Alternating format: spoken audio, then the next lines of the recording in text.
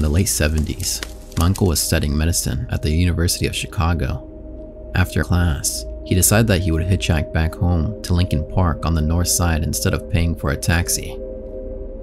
A man drove up in a Plymouth Satellite and offered my uncle a ride.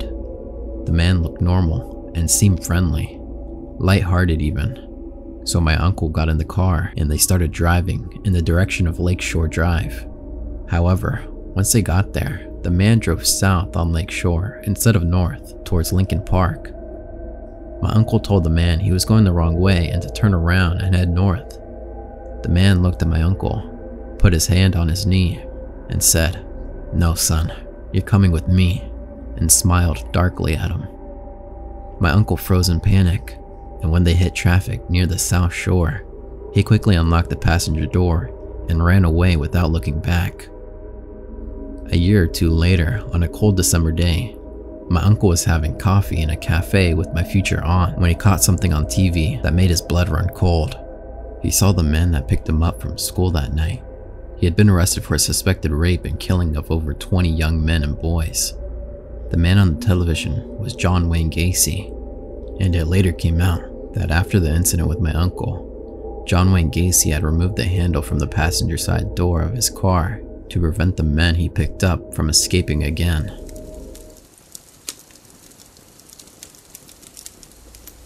I was working at a sports bar in the morning, and a big dirty fella sat down in my section. He had shoulder-length, wild hair, and dirty, torn clothing. You know, he looked homeless. But I'm a good waitress. I don't plan on treating him any different than any other customer. So I greet him, and I'm instantly hit with the smell of garbage. I grew up neglected and abused, which is important for a few reasons, some of which come into play later. One, I know what it's like to be judged, and I empathize and overcompensate when I deal with someone I think has also been wrongfully judged. Two, my parents were creepy hoarders, so the smell of garbage and body odor together especially, gives me anxiety attacks. Three, because of the abuse and some other trauma, I have severe PTSD, which means I'm always on high alert and hypersensitive to my surroundings and possible threats. I think in terms of defense always, especially concerning my home. So even though the smell of this man was skyrocketing my anxiety, I treated him well. I figured he was down on his luck. He came in on all-you-can-eat taco bar day and stayed for 5 hours. And I figured he hadn't eaten much lately, which struck a personal chord with me because our parents didn't feed us and we often went days without food. I felt sorry for him, so I went above and beyond when serving him. He obviously appreciated it, and he left. Nothing unusual. He returned the next week and requested me. This time he had brought some emails he printed out between him and his ex, and asked me if I could read them and explain some of the things his ex said, since I was a girl. I told him I would read it when I wasn't working, which I had no intention of doing, and I took them and shoved them into my purse. From the emails, I could see his name was Steve. He later asked what days and shifts I worked, and I lied through my teeth. He started asking other personal questions too, and I'm used to this. I've waited table for 8 years at this point and dealt with a fair bit of creepers. So I have a whole fabricated life story on deck designed to deter any funny business. Stuff like my boyfriend is a giant with anger issues, I have nosy neighbors, etc. I remember that the only true thing I ever told them was that my sister worked at Subway and I accidentally mentioned her name. I remember vividly because I had a very strong gut feeling that I shouldn't say it. I wish I had listened to that gut feeling. A week later, during one of my night shifts, Steve came in and he was pissed. He demanded to know why I wasn't working when I said I was. I said I had traded a lot of shifts recently. Steve got super close to me and exclaimed that I better be here next time, and he left. A cook told me he had seen that guy sleeping in his car in the parking lot that morning, and he had seen the same car parked in the lot several times when he left at night. He knows it was the same car because it was filled with trash. Steve came back in after last call and told me he wanted to place an order, but I said it was too late, so he went to the bathroom. I watched for him to leave, and he never did. At this point, I have a panic attack building. I tell the manager what's going on, and him and the bouncer find Steve standing on the toilet in the stall. They drag him out and tell him he can never come back. I told my boyfriend, so he picked me up. He brought 2 friends, and I discreetly hid my face and disguised myself when I left, checking the mirrors to see if we were being followed. Steve never came back, and I ended up quitting shortly after anyway. Eventually, my boyfriend and I broke up, and I kept our apartment and had my sister move in. A few months later, things took a turn for the worst. I started dating my girlfriend, who is from a small town, and she wanted to take a weekend trip back home.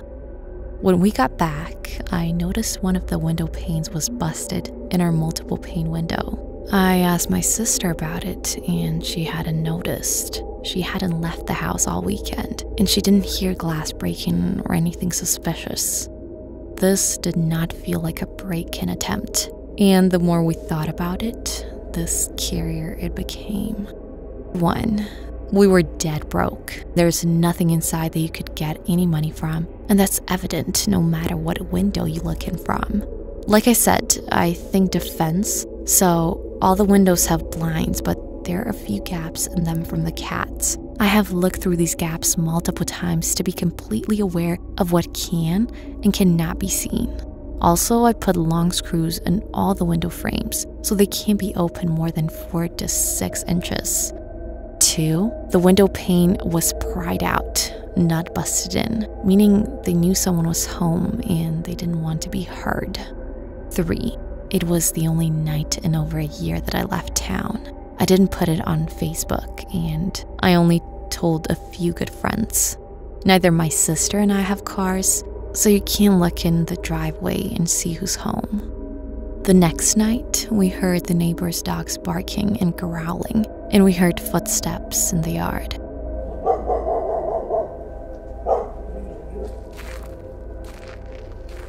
I grabbed the gun, went to the living room next to the yard, and listened. The second I realized someone was still out there, I started flipping the lights on and off rhythmically to make the person think we were signaling our neighbor. That made them leave. Sign number 4, it wasn't a break-in attempt. You don't return to the house you failed to break into the day before. My sister and I got tasers and wasp spray. It's cheaper than pepper spray and sprays farther because I don't have a concealed carry permit and my sister won't touch a gun. The rest of the week was quiet and my sister was now armed. So that weekend, my girlfriend and I decided to go out. We got into a stupid fight that night. And when she dropped me off, I threw $20 in her car and said something snarky, like, here's my half of the tab, and went inside. She noticed when she was a few blocks away and texted she was gonna come give it back, but I told her not to. She knocked, but I didn't answer because I was mad. I heard footsteps come up to my bedroom window, and I waited for her to knock on the window so I could yell that I told her not to come by, but she just walked off. She texted to say she tugged the $20 in the screen door. So I got up to grab it and there was nothing there. I told her it wasn't there and she asked if it could have fallen out, but it wasn't possible. Then I asked why she walked to my window and she said she hadn't. This meant whoever saw her leave the money had to be 50 feet or less from the door. It had only been 3 minutes tops from when she dropped it off to when I checked. And the only place that could have been was in our backyard. It also means whoever walked up to my window knew my girlfriend was there to see me and knew which room was mine. A week later, we heard footsteps in the yard again. I did the same routine, grabbed the gun, stood in the living room, then started with the lights. Then I had an idea. This person needs to think they can be seen, so I started to flip the switch every time I heard a step. Once they noticed, they started running. So I ran to look out the peephole to see a big fella with wild hair running down the alley. Even though I didn't get a great look, the general outline looked like Steve. So I started looking for the emails he gave me. Like I said, I'm always on high alert, and he raised concern. The second I noticed his full name was on the emails, I decided I was going to keep them. I get his last name and search his public record. Then I pulled up his most recent mugshot and asked my sister if she had seen the man before. And her face went ghost white. She said yes, he smelled like garbage, and that made her anxious too. He came into her job at Subway a few times, but every time he came in, he asked her a lot of questions. She said she will never forget the creepy, menacing smile he plastered on his face the second she told him her name, and the feeling of pure fear it gave her. She rides her bike to and from work, so I'm betting he followed her home. One thing became painfully clear. He didn't hurt my girlfriend when she left the money. He didn't touch my sister when she rode her bike home. This was about me. The second she told me this, I called the cops. I gave them the emails and told them everything I knew down to the name of the cook I knew could describe his car. They found his car within a week. It was abandoned by the lake. It was full of trash, a few personal belongings, and pages on pages of his crazy thoughts and intentions. There were hundreds of pages about me and what he thought he knew about me, my sister, a checklist of all the subways he checked to find her, what he learned from her, the layout of her house, girlfriend's info. But the most messed up thing was his very sexually charged plan to keep me alive while he cut me up and ate me. The plan was to break in, kill my sister, and wait for me to come home. Then he was going to cut off a piece of me each day and make me watch while he ate it and jerked off. In less than 24 hours, the cops found his body in the lake. I had PTSD before this happened. So did my sister, and this event made it so much worse for us. Me and my sister can't work now. We're both in the disability process. I debated posting this for a long time. I don't like thinking or talking about it, and it gives me panic attacks sometimes still. It literally has taken me 6 hours to write it all out. But I decided it's a story worth telling. I'll never get over it if I keep avoiding it. And maybe, hopefully, it will help save someone else's life.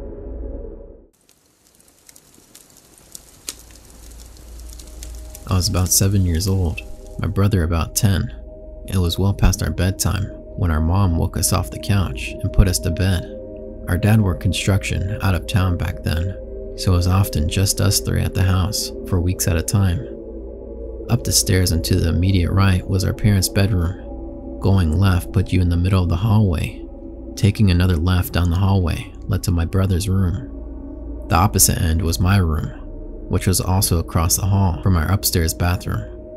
At either end of the hallway, our window doors we always kept locked and rarely used. The door on my end led to the balcony overlooking our front yard, and the door on my brother's end opened to the back porch. The house kind of leans into a small hill.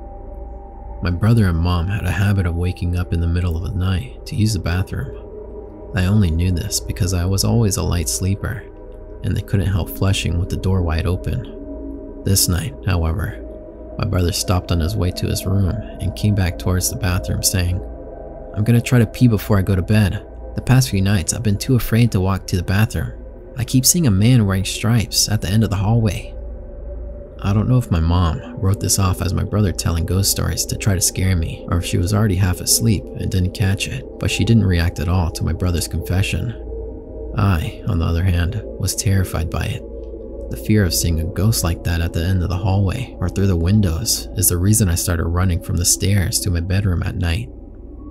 Years later, when I was about 18, my mom and I were having a conversation in our car about a dog named Max we had for a very short time when I was little.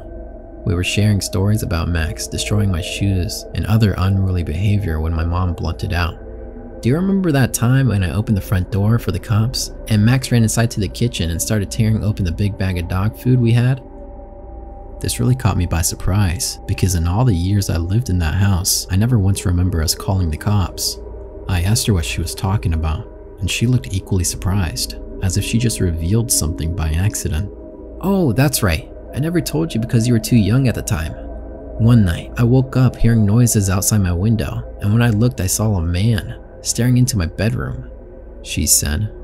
She went on to describe how turning on the lights caused him to take off running, and how she grabbed my dad's pistol before calling the cops. She continued saying, "I can't remember all the details I gave them when they showed up. Tall, white male, wearing a striped shirt and jeans, short dark hair, something like that. They said it matched the description of a man that they were looking for in the area. It turns out he had escaped from jail on a murder charge." Now, I know it sounds so obvious hearing those two stories back to back, but it wasn't until a few years ago, in my mid-20s, that I pieced together that my brother had unknowingly warned us about a murderer who had spent multiple nights casing our home.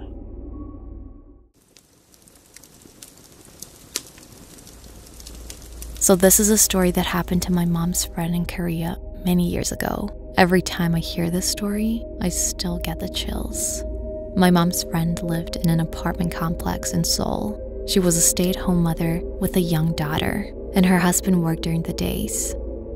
One day, she was coming home from running errands with her daughter and got onto the elevator in her building.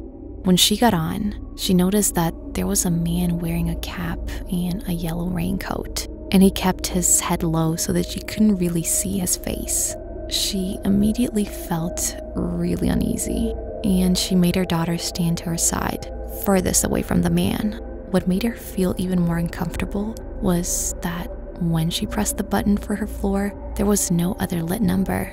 And on top of that, she noticed that he was carrying something wrapped inside newspaper close to his side. Things started to click in my mom's friend's head, and she started to panic and decided to take out her cell phone and pretend she was calling home to her husband, who was obviously really not at home, but at work. She started saying things like, "Oh, I'm on the elevator and about to get off. Can you get the door for me?" And making it seem like her husband was waiting at home. When the elevator did reach her floor, I think she lived on like the 12th floor or something, she quickly got off and grabbed her daughter and started to walk as fast as she could to her apartment. She noticed that the man also got off on her floor and was slowly following her down the hallway. When my mom's friend got to her door, she started to bang on it and shout, "Hey dear, I'm home. Please open the door," and kind of pretending like he was coming to answer the door. Upon seeing this, the man in the yellow raincoat started to walk away back towards the elevator. When he seemed to be far away enough, my mom's friend quickly picked up her daughter and slid open her door passcode pad. This is usually how people get into their homes in Korea, and started to frantically punch in her key code. But the problem was that the buttons would make sounds. So the man knew that no one was going to answer the door for her, and he turned around and started to run back towards her. My mom's friend, at this point, was practically screaming, and when she finally got her door to open, the first thing she did was throw her daughter inside. When she got in herself, she saw that the man was pretty much inches away, but she managed to shut it and lock it before he could fetch his hand or weapon into the door. Afterwards, looking through the door's peephole, she saw that the man was walking away back towards the elevator. Several months later, my mom's friend was watching the news, and there was a coverage on the capture of a serial killer named Yoo Young-chul, who used to kill a lot of prostitutes. She told my mom that she could never forget the dread she felt when she saw the too familiar yellow raincoat and hat he was wearing when apprehended.